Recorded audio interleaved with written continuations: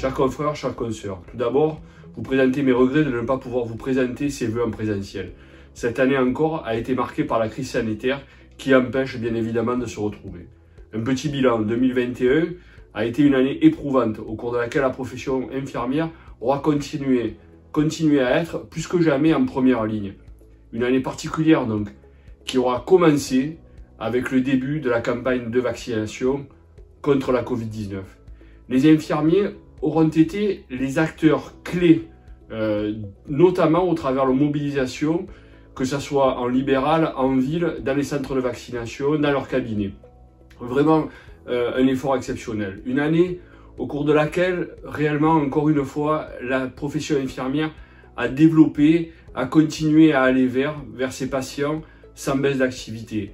Et même au contraire, une hausse. La Cour des comptes, d'ailleurs, a rappelé que la profession était la première profession et la dernière à se rendre au domicile. Et effectivement, également dans les établissements, les infirmiers qui ont fait œuvre de mobilité, qui sont allés monter des réa éphémères. Remerciements donc à l'ensemble de la profession pour cette mobilisation et pour ce professionnalisme dont on peut être tous très collectivement fiers. 2021 restera également une année éprouvante pour la profession.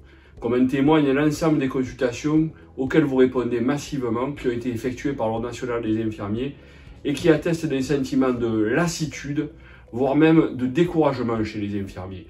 La question de la fidélisation des personnels soignants, notamment à l'hôpital, doit être la priorité des pouvoirs publics. Et nous continuerons à vous sonder régulièrement afin d'avoir le plus d'informations possible et de porter haut les valeurs de la profession. L'Ordre a porté ces demandes en s'appuyant sur une reconnaissance renforcée par les pouvoirs publics.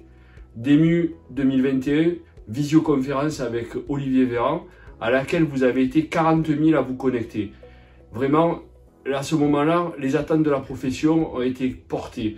Elles ont été portées et puis traduites dans le PLFSS et des auditions qui sont organisées par les deux assemblées parlementaires, le Sénat et l'Assemblée nationale, ou bien avec l'IGAS, avec des points de presse réguliers en relais qui ont permis de faire valoir nos revendications. Les forces de proposition pour le renforcement et l'évolution des prérogatives des infirmiers, pour la défense et l'évolution du décret socle vers un décret de compétences, ainsi que pour le soutien à la reconnaissance clé et renforcée des infirmiers de pratique avancée, ainsi que de l'ensemble des spécialités infirmières.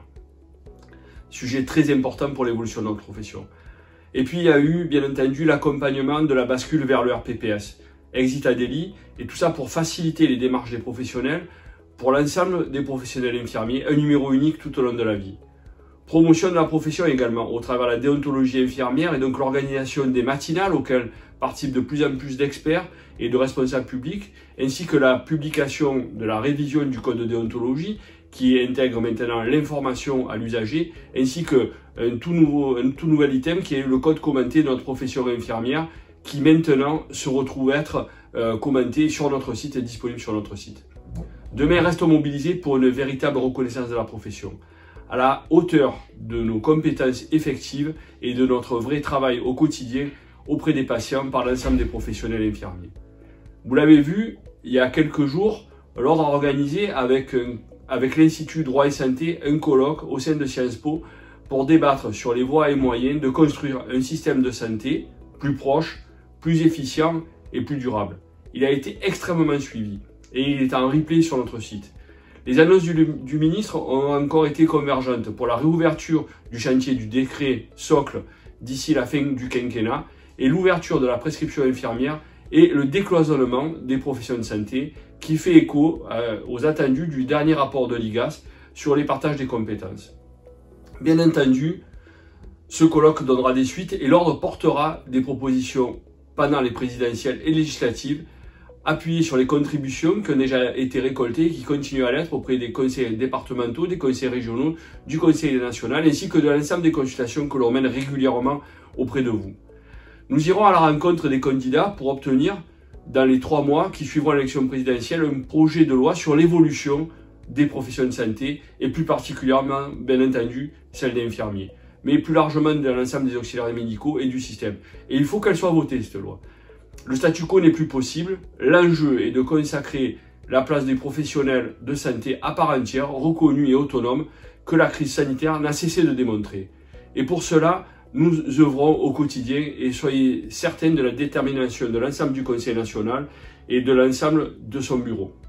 Et donc c'est au nom de l'ensemble du Conseil national de l'Ordre des infirmiers que je vous souhaite les meilleurs vœux de santé et de réussite à vous et à vos proches, ainsi qu'à l'ensemble de nos confrères et consoeurs de métropole, mais également d'outre-mer. Je vous remercie.